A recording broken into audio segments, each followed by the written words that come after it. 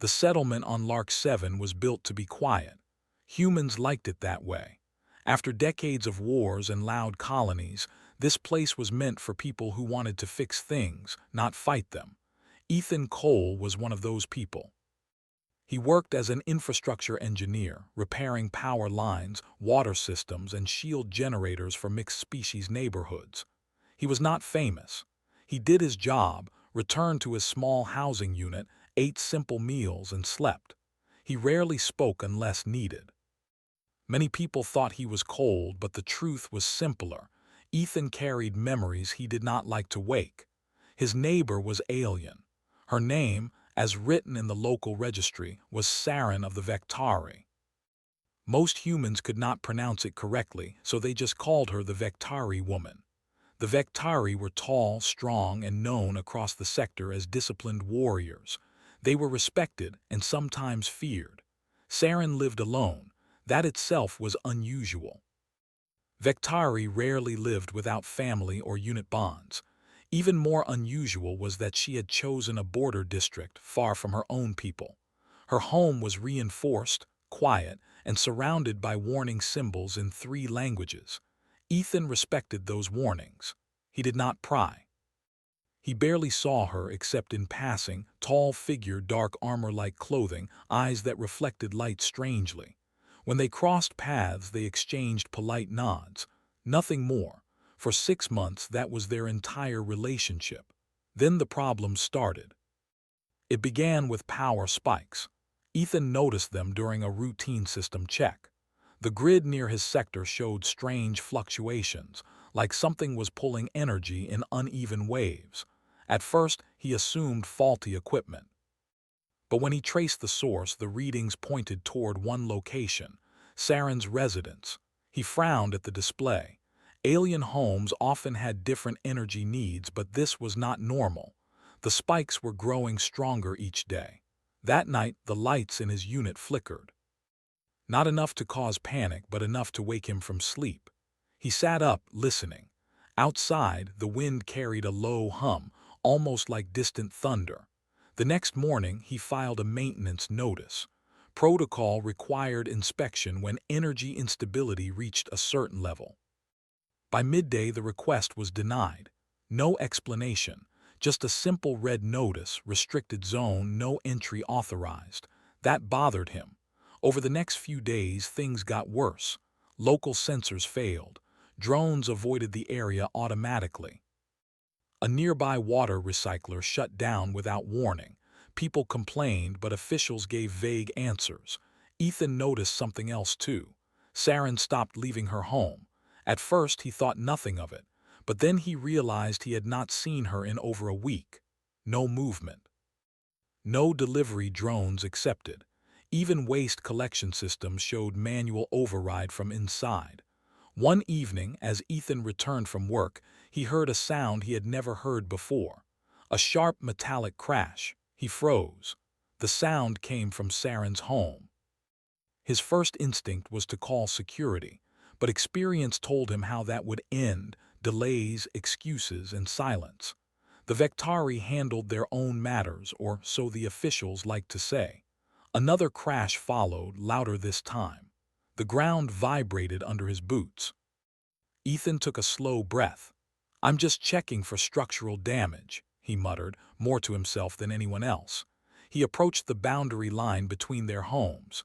The air felt warm, too warm for night. His wrist tool buzzed with warnings about elevated energy levels. Then he heard a voice. Low, strained, definitely in pain. That changed everything. "Saren," he called, keeping his distance. "This is Ethan, your neighbor." Silence. He almost turned back. Almost. Then the door to her home slid open halfway. Saren stood there, gripping the frame. Her skin, normally a calm, muted tone, glowed faintly with pulsing lines of light. Sweat, or something like it, ran down her face.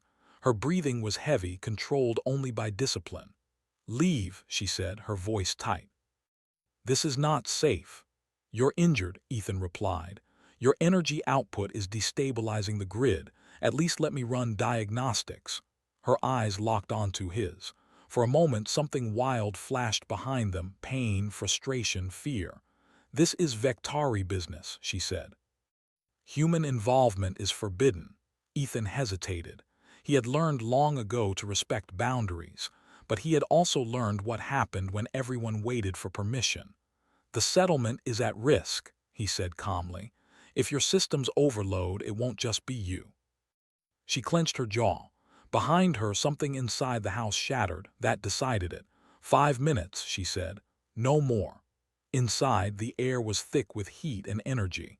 Ethan's equipment screamed warnings, but he adjusted the filters and focused. The walls were reinforced with military-grade materials, but even they showed stress fractures. "What's happening to you?" he asked quietly as he worked. Saren leaned against the wall, eyes closed. "My species enters a biological phase every cycle," she said. "A convergence of strength, instinct, and survival drive." Ethan paused. "Mating season," her eyes snapped open. "Do not reduce it to a human word." "Sorry," he said. "Didn't mean it like that." She exhaled slowly.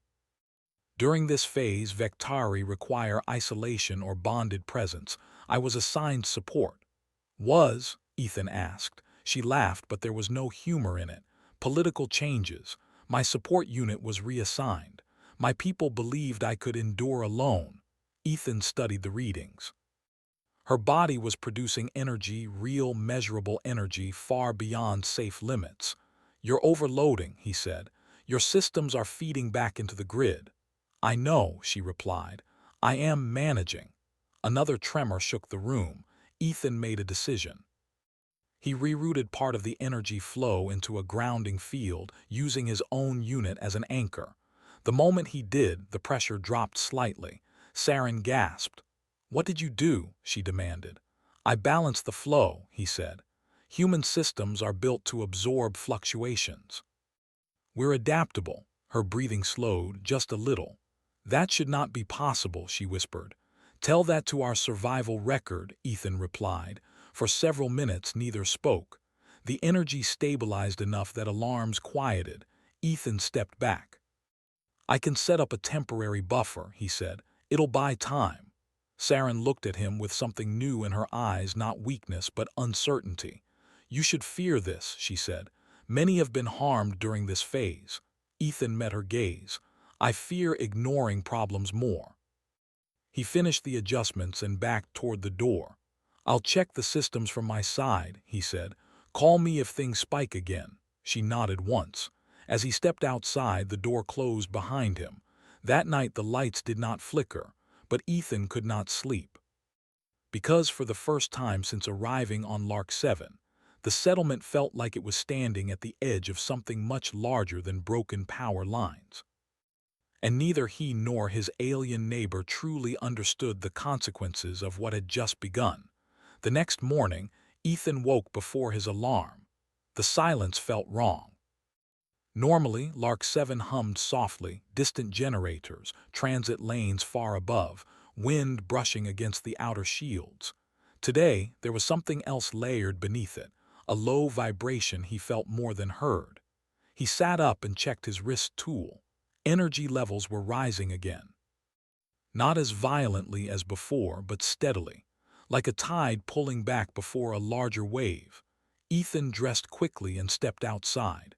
The air was warmer than it should have been at this hour. Small particles of light drifted near Saren's home, visible only when the sun hit them at an angle. His tools struggled to identify them. Biological emissions, it finally suggested. That was new. He opened a secure channel and tried to contact settlement control. "Engineer Cole requesting status update on restricted zone," he said. "Energy instability is continuing." There was a pause longer than normal. "Request acknowledged," a flat voice replied. "Situation is contained." "It's not," Ethan said calmly. "If this keeps rising, the grid will fail. People will get hurt." Another pause. "You are advised to stay clear," the voice said. "This is an interspecies matter." The channel closed. Ethan stared at his wrist tool for a moment, then lowered his arm. He had expected that answer. It did not make it easier to accept. He turned toward Saren's home. He waited several seconds before approaching, giving her time to sense him. This time, the door opened on its own. She stood there, straighter than the night before, but the glow beneath her skin was brighter. The pulsing lines were no longer faint, they moved like living currents. "You should not be here," she said. "Good morning to you too," Ethan replied gently. Her lips tightened. "I did not call." "No," he agreed, "but your energy levels are climbing again." She stepped aside reluctantly, allowing him entry. Inside, the house felt different. The heat was stronger, but there was also a strange clarity to the air, like standing inside a charged field. Ethan's thoughts felt sharper, faster. He did not like that. Saren noticed his reaction. "Your nervous system is responding," she said. "That is unusual." "Humans are good at responding," he said. "Doesn't mean we enjoy it." She almost smiled. Almost.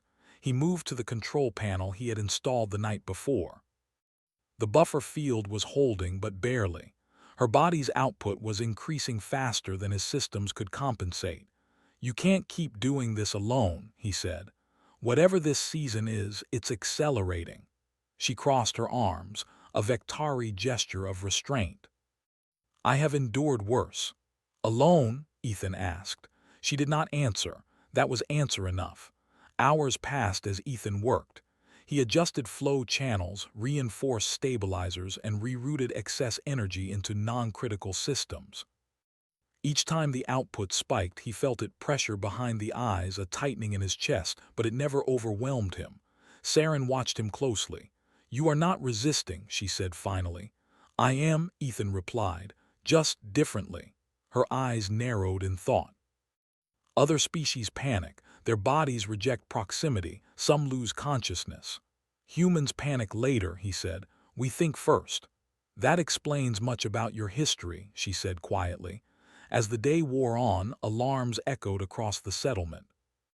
Not from Saren's home, but from the outer perimeter.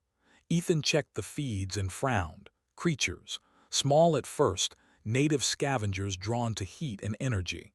Then larger ones, armored and aggressive. They gathered near the restricted zone, drawn by something they could sense but not understand. Saren stiffened as she saw the images. "They are responding to me," she said. "This phase broadcasts strength. It is a challenge signal." "Like a beacon," Ethan said. "Yes." "That's a problem," he said, "because some of those things can breach civilian housing." Saren turned toward the weapons rack mounted along her wall. Her hand trembled as she reached for it. "No," Ethan said sharply. She froze. "I must defend the territory." "You can barely control the output already," he said. "If you engage, you'll spike again, hard." Her jaw tightened. "Then people will die." "Not if we're smart," Ethan said. He opened a new channel and linked his systems directly to the settlement grid, bypassing official control. It was against protocol. He did not care.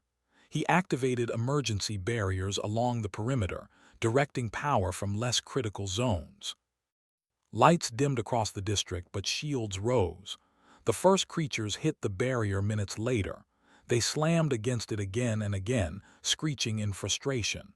The sound echoed through the settlement. Saren watched in disbelief. "You command the infrastructure like a battle map." Ethan shrugged. "Same principles, different tools." The barrier held, but the strain fed back into Saren's systems. She staggered, catching herself against the wall. The glow beneath her skin flared violently. Ethan moved to her side without thinking. The moment he touched her arm, the surge stopped, not slowly. Instantly, both of them froze. Saren stared at his hand on her skin. Her breathing steadied. The wild energy receded like a storm pulling back into the sea. "What did you do?" she whispered. "I didn't do anything," Ethan said, equally stunned. "I just touched you." She closed her eyes, focusing inward. "Your presence is acting as a regulator." "That doesn't make sense," he said. "It does to Vectari science," she replied slowly. "We require bonded anchors during this phase. Our people assumed only our own kind could serve that role." She opened her eyes and looked at him fully now. "They were wrong." The realization settled heavily between them. Outside, the creatures continued to attack the barrier, but their movements grew sluggish. The broadcast signal was weakening. Ethan slowly withdrew his hand. The energy began to rise again. "Okay," he said quickly, placing his hand back. "So that's a thing." Saren let out a sound that might have been a laugh if it had not carried so much disbelief. "This should not be possible." "Well," Ethan said, "human history is basically a list of things that should not be possible. They stayed like that longer than either expected. Not close in a personal way, but connected by necessity. Each time Ethan adjusted his position or stepped away, the instability returned. Each time he came back, it settled. Hours passed. Finally, settlement control broke their silence. Multiple alien vessels entered orbit. Vectari markings were visible even on civilian screens. Saren sensed it before the alert came. "They are here," she said. "My people." "Good," Ethan said. "They can take over support." Her expression darkened. "No, they will remove me. Or you." "What?" Ethan frowned. "This situation violates tradition," she said. "They will not accept a human as an anchor. They will see you as interference." "That sounds like their problem," Ethan said. "It will become yours," she replied softly. The barrier outside flickered as the creatures scattered, suddenly afraid. The broadcast signal had dropped below challenge threshold. The crisis was passing, but something else was beginning. A Vectari shuttle descended nearby, escorted by armed drones. Ethan watched through the window as figures disembarked, tall, armored, powerful. Saren straightened, her posture returning to full warrior form. "You should leave now," she said. Ethan shook his head. "If I do, you spike again. You could die." Her eyes softened just for a moment. "Then this is the consequence I did not expect." The door to her home shook as an external override engaged. Outside, voices spoke in the sharp tones of the Vectari command language. Ethan did not understand the words, but he understood the threat. And as the door began to open, one truth became clear to both of them. This was no longer just about one alien's mating season. It was about what happened when humanity did not fit the role the galaxy had assigned to it. The door slid open with a heavy metallic sound. Cold air rushed in, pushing against the heat inside the house. 3 Vectari officers stepped through the entrance, tall and broad, their armor marked with command insignia. Their eyes immediately locked onto Saren, and then to Ethan. The lead officer spoke first. His voice was calm, but it carried authority. "Saren of the Vectari," he said, "you are ordered to stand down. This situation is under command control." Saren did not move. Ethan felt the shift before the sensors reacted. Her energy rose sharply, her body responding to stress and challenge. Instinctively, he stepped closer, placing his hand lightly against her arm again. The surge slowed. The officers noticed. Their eyes narrowed. "There is a human touching you," the officer said. "Explain." Saren lifted her chin.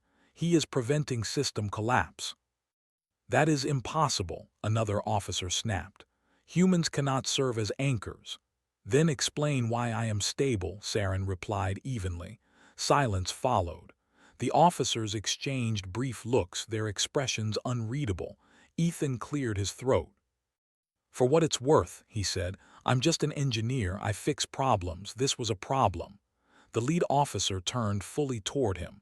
"Human, you are interfering in a biological convergence you do not understand." "That's true," Ethan said. "But I understand power grids, stress systems, and feedback loops. Right now, removing me makes things worse." Almost as if to prove his point, Ethan slowly stepped back. Saren's breath hitched. The glow beneath her skin flared violently, lights along the walls flickering in response. Alarms screamed. Ethan stepped forward again. The alarms stopped. The energy dropped. The room went silent. The officers stared. One of them spoke softly, disbelief clear in his voice. "The human is functioning as a stabilizer." The lead officer's jaw tightened. "This will be reported." Saren looked at them sharply. If you remove him, the settlement will suffer. My condition will worsen. We can sedate you, the officer said. You have tried before, she replied. It failed.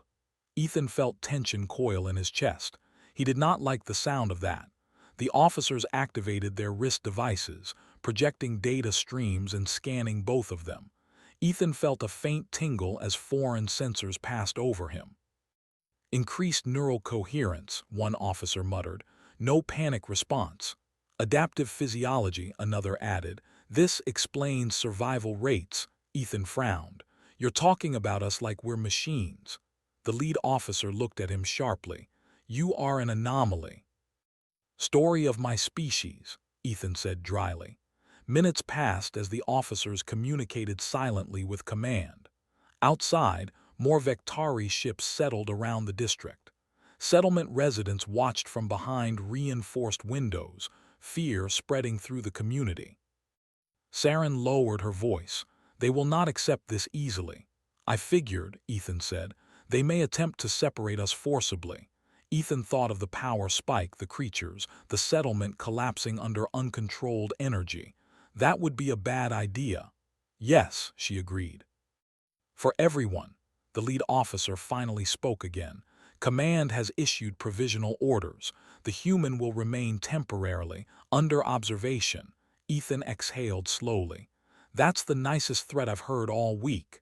You will not leave this residence, the officer continued. You will not broadcast this data, and you will submit to scans. That's a lot of will nots, Ethan said. Saren placed a hand on his forearm, steadying him not physically but emotionally. This is acceptable, she said, for now. The officers stepped back, leaving 2 armed guards outside the door. The rest withdrew to their shuttle. The moment they were gone, Saren sagged slightly. Ethan adjusted his stance, maintaining contact. You okay? He asked quietly. Yes, she said. But the phase is entering its second stage. That sounds worse, he said. It is, she replied honestly. My strength will increase, so will instinct. Instinct to do what? Ethan asked. She hesitated. To assert, to dominate space, to challenge threats. Ethan nodded slowly. Good thing I'm boring. She gave him a look. You are many things, boring is not one of them. Time blurred. Ethan remained in Saren's home for hours, then days. He slept in short intervals, always within reach. Each time he drifted too far away, the energy rose. Each time he returned, it calmed. Settlement systems began to stabilize fully.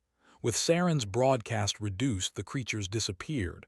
Power grids normalized. Life continued, uneasy but intact. Word spread, not officially, quietly. A human engineer was keeping a Vectari warrior stable during mating season. Other species noticed. Researchers requested data. Officials demanded explanations. Some called it cooperation. Others called it contamination. Saren watched the feeds in silence. They fear what they cannot classify, she said. Humans get that a lot, Ethan replied. One night, Saren's condition shifted suddenly. Her energy spiked higher than ever before, pressing against Ethan like a physical weight. He gritted his teeth, staying grounded. Ethan, she said sharply, do not leave. I'm not going anywhere, he said, though sweat beaded on his forehead. Her instincts surged, territorial, powerful, but instead of pushing him away, they wrapped around him like a shield. Her species had been wrong. She did not need dominance, she needed balance. When the surge passed, Saren sank to her knees. Ethan followed, still connected. You should have collapsed, she said weakly. Any other species would have. Guess we're stubborn, he replied. She studied him for a long moment. This changes how the galaxy sees you. I was hoping for a quiet posting, he said. That hope shattered the next day. A full Vectari council vessel arrived in orbit, larger than anything before. Its presence alone shifted gravity readings. Settlement Control sent a warning. High-level delegation incoming. Saren closed her eyes. They will make this public, Ethan swallowed. Then we make sure they see the whole picture. When the council representatives entered her home, they did not wear armor. They wore symbols of law and tradition. Their expressions were severe. They watched silently as Ethan stood beside Saren, his hand steady against her arm. "Explain," the council leader said. Saren spoke clearly without fear. "The human serves as my anchor. Without him I destabilize. With him I endure." The council leader turned to Ethan. "Why do you remain?" Ethan met their gaze. "Because leaving would be wrong." That answer echoed longer than any technical explanation. Scans were taken. Data was reviewed. Comparisons were made with historical failures, injuries, and deaths. The conclusion was unavoidable. Humans were compatible in ways no one predicted, not through strength, not through dominance, but through adaptability and emotional regulation. The council leader spoke again. "This cooperation challenges our traditions." Ethan shrugged. "Traditions don't keep the lights on." Silence followed. Finally, the council leader nodded slowly. "This will not be hidden." Saren stiffened. "Then the consequences will spread." "Yes," the leader agreed, "across the galaxy." As the delegation departed, Ethan felt the weight of it settle over him. "This started with a flickering light," he said quietly. Saren looked at him, her eyes steady and strong. "And now it will change how species survive their most dangerous seasons." Outside, the settlement lights glowed steady and calm. Inside, two beings from different worlds stood together, knowing that the galaxy had just crossed a line it could never step back from. The settlement was quiet, but the calm was deceptive. Ethan had learned by now that stillness often preceded chaos, especially when Saren's energy was involved. Over the last several days, he had remained at her side almost constantly, monitoring the fluctuations, adjusting stabilizers, and ensuring the perimeter was secure. What had started as a simple engineering problem had grown into something far more significant, something that could affect not just the settlement but potentially the whole sector. Saren moved through her home with precision, every step measured. Her glowing lines pulsed steadily, but she was restless. This phase of her species' cycle was unpredictable. Her energy output could spike without warning. Ethan had grown accustomed to the subtle shifts, the faint trembling in the floor, the barely perceptible hum in the walls, and had learned to act before they became dangerous. Ethan had also noticed another development. She was no longer wary of his presence in the same way. She still maintained her personal space, but there was a new trust there, an unspoken understanding that he would not abandon her, and that he could respond when she could not. That trust was the key to stabilizing her, and it was something neither species had expected. He was running diagnostics on one of the auxiliary energy conduits when the first warning came. A ripple of tension passed through the room, and the wall-mounted indicators blinked red. Outside, the settlement's peripheral sensors detected multiple unidentified objects approaching from the northern ridge. Ethan quickly activated the surveillance feeds. Creatures, not native, but alien scavenger species that had been displaced from the surrounding planets. They were attracted to high-energy sources, and the elevated readings from Saren's home made her an irresistible beacon. They moved with coordination, as if drawn together by some unseen force. Ethan counted 24 of them at first glance and then realized more were appearing. Their approach was fast and determined, not random. Saren stiffened, her body radiating more energy. Ethan knew this meant her instincts were kicking in. Her species perceived threats at levels humans could only measure scientifically. The creatures were not just a danger to her, they were a danger to the entire settlement. Ethan moved to the main console. "We need to reroute the auxiliary stabilizers to the outer shield perimeter," he said. "I can hold her energy down temporarily, but we'll need to buy time for the settlement defenses." She nodded, her expression tense but resolute. "I will follow your instructions." The next 30 minutes were a blur of rapid calculations, rerouted power flows, and careful coordination. Ethan instructed Saren to focus her energy along specific channels, her glowing lines intensifying and then calming in response. Every time the creature struck the outer shields, a feedback wave threatened to trigger a spike in her system. Ethan countered it by manually adjusting stabilizers, using his own human physiology as an anchor for the unpredictable energy. When one of the larger scavengers breached the perimeter, Ethan directed a secondary shield channel, creating a barrier that funneled it away from the civilian zones. Saren instinctively matched her energy to the shield's rhythm, creating a resonance that stunned the creature temporarily. Ethan marveled at the synchronization. They were working as one, human and Vectari, in perfect, if unplanned, harmony.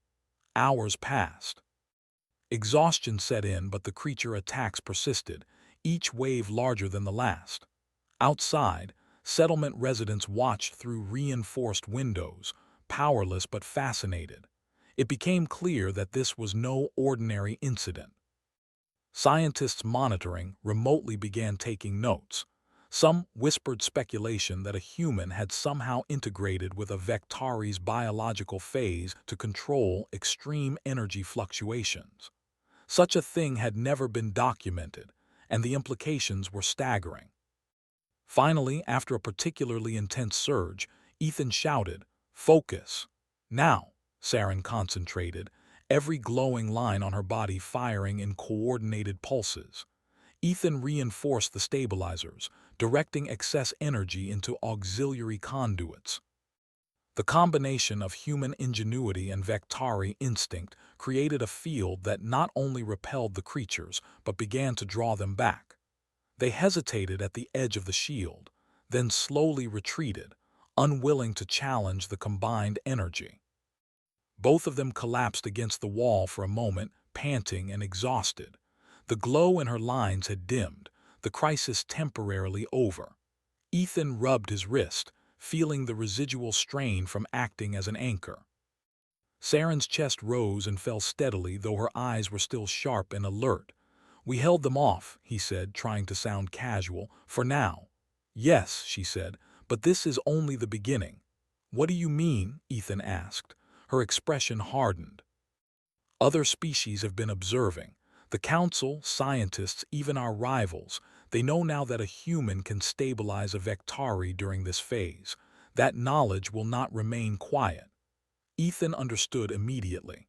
They had crossed a line. This was no longer just a personal or local issue. The presence of a human in this role challenged the traditions, assumptions, and hierarchies of multiple species. Before he could respond, the communication panel activated. The face of a Vectari council member appeared, flanked by officers in ceremonial armor. Her gaze swept the room, then rested on Ethan. "Saren," the council member said, "you have endangered the settlement and broken protocol." "And saved it," Saren replied calmly. "I required assistance. Human intervention prevented catastrophe." The council member's eyes narrowed. "A human, involved in a biological convergence. Explain." Ethan stepped forward, keeping his voice steady. "It wasn't planned. I didn't understand it fully at first. But your Vectari protocols for isolation during this phase, they were failing her. I acted to stabilize her, that's all." The council member tilted her head. "You acted beyond your authority." "Yes," Ethan admitted, "but the alternative was disaster." Saren watched silently. Her energy had settled, but the council member could still sense it, as could Ethan. It was a living force, unpredictable and powerful, yet tempered by the human presence beside her. The council member studied them for a long moment. Then, after a pause, she spoke quietly. "This is unprecedented.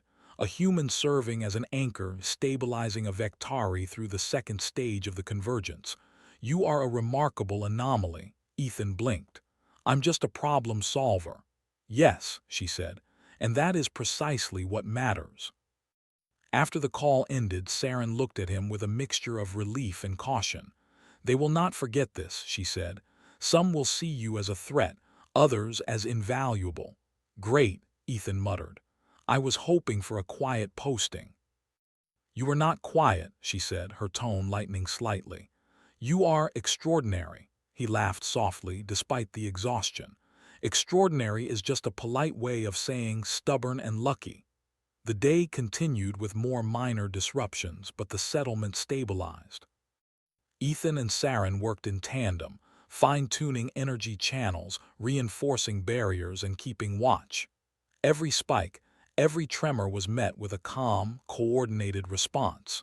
The creatures had retreated completely, but both knew they could return. The settlement was no longer a passive observer. It had become a battleground of energy and resilience.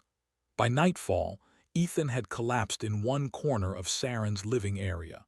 She sat nearby, eyes scanning the sensors even as her energy settled. Neither spoke for a long while, the silence comfortable but tense, both aware of what lay ahead. Finally, she spoke. "The Council will convene soon.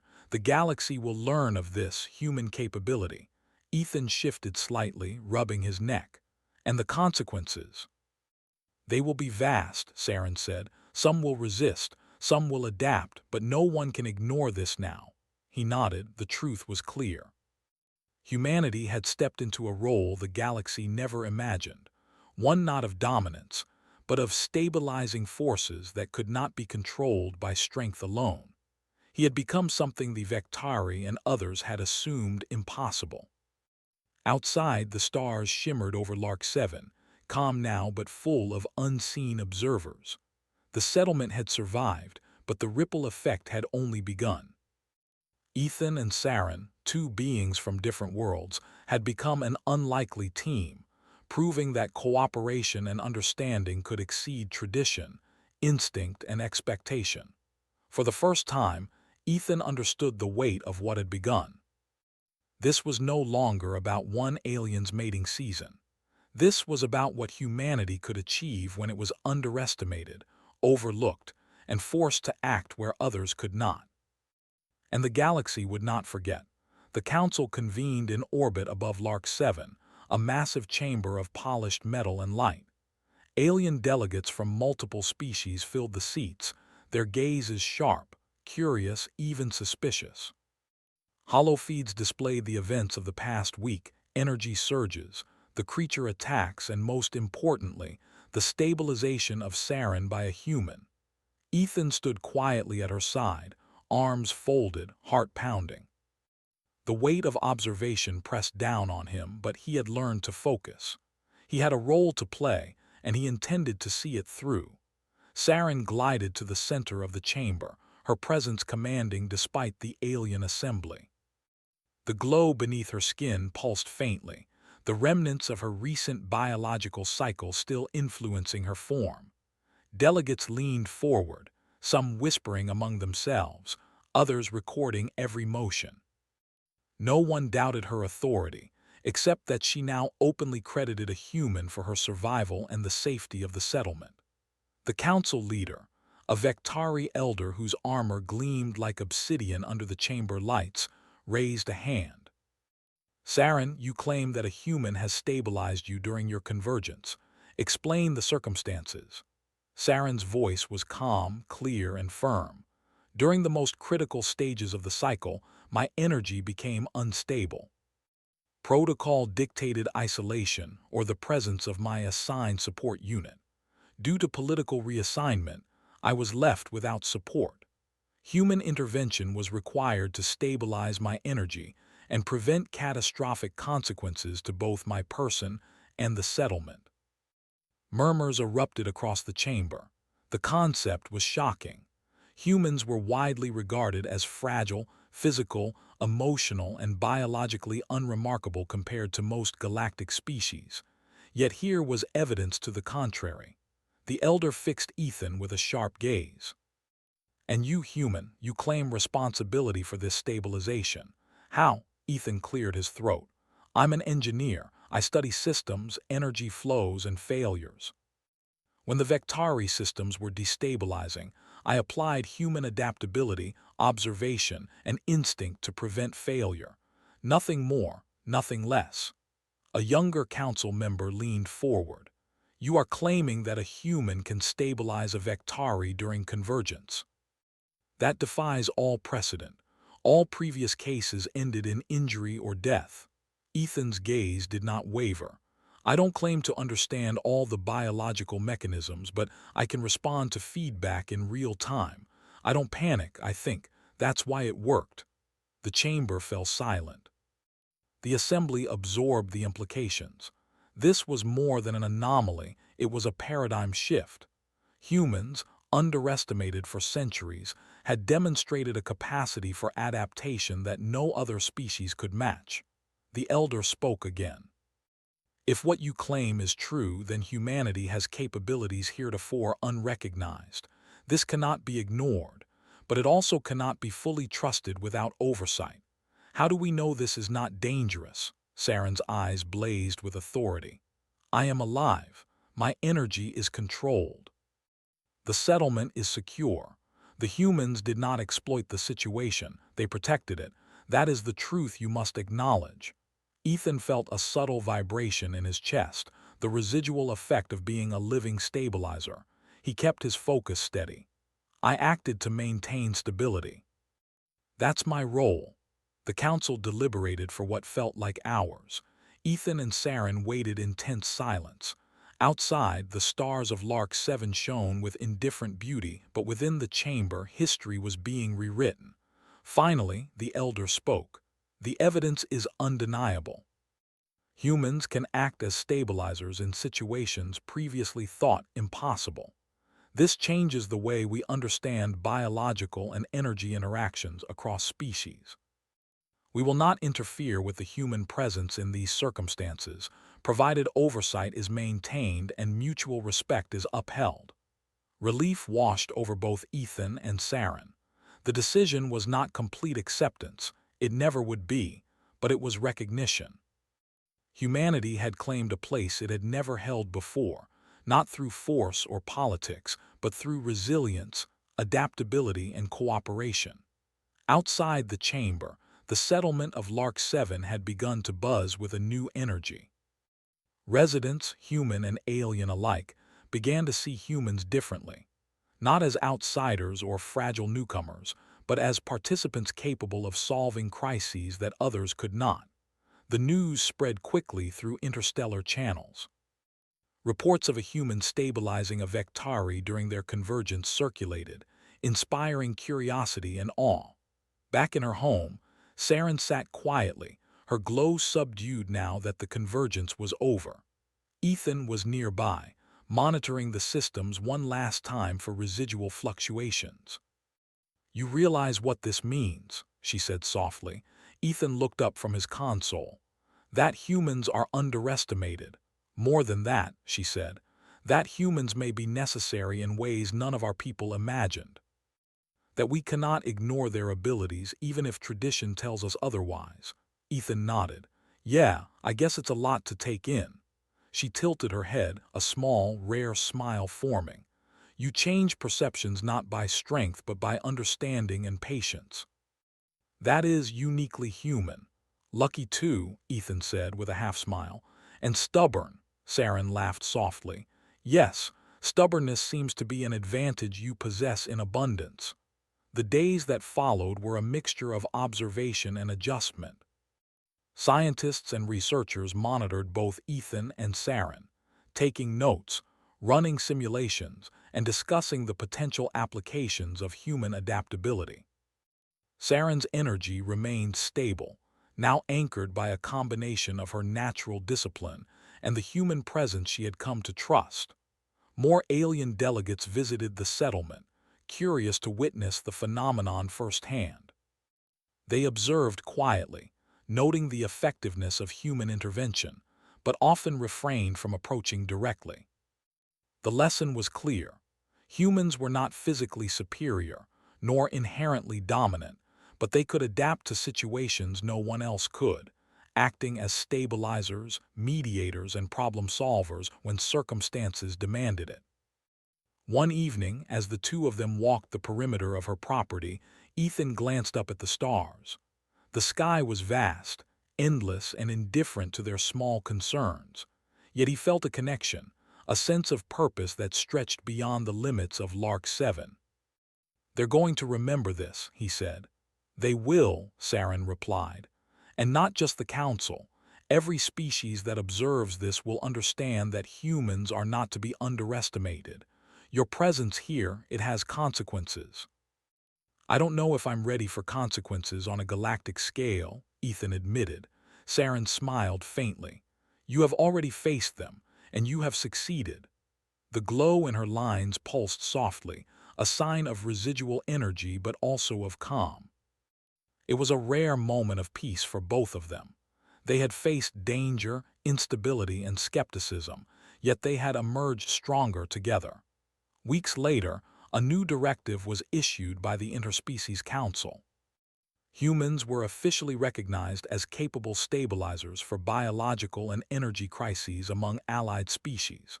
Training programs began, research teams formed, and protocols adjusted. The galaxy had acknowledged humanity's unexpected role, not through conquest or politics, but through understanding, adaptability, and courage in the face of danger. Ethan returned to his routine work, but nothing was quite the same. He repaired infrastructure, yes, but he now did so with the knowledge that his species held potential far beyond what anyone had believed. Humans could solve problems others deemed impossible, not by overpowering them, but by responding intelligently, calmly, and flexibly. Saren remained at his side when necessary, their partnership recognized but also unique. Others might not understand it fully, but that did not matter. What mattered was that they had demonstrated the value of cooperation across species, the power of patience and adaptability, and the importance of facing the unexpected with clear thinking. One evening, as they stood together overlooking the settlement, Ethan asked, "So, do you think they'll ever fully trust humans?" Saren considered it, her glow softening as she spoke. Trust is earned, not given, but now humans have proven themselves. The galaxy will watch and some will follow, others will resist. That is inevitable, but your species has stepped into a role it never knew it could hold. Ethan nodded, looking at the stars. He thought of all the challenges they had faced, the spikes, the creatures, the skepticism of the Council, and realized that humanity had changed the outcome not through strength, but through persistence, intelligence, and courage. And that, he understood, was the real power of being human. For the first time in years, he felt a sense of belonging, not just on Lark 7, not just among his neighbors, but in the galaxy itself. Humanity had earned its place, not through domination, but through doing what was needed when no one else could. Saren's hand brushed against his arm lightly, a silent acknowledgement of what they had accomplished together. He smiled, a rare, genuine smile, and for a moment, all the uncertainty of the galaxy felt manageable. The stars stretched endlessly above them, indifferent yet full of possibilities. And for the first time, Ethan understood that humans were not simply survivors. They were a force that the galaxy would come to depend upon. The consequences of one human's stubbornness and one alien's trust would ripple through the stars for generations. The galaxy had changed, and humanity had claimed its unexpected role. Together, they turned back toward the settlement, ready to face whatever came next. The future was uncertain, yes, but for the first time it also felt full of promise.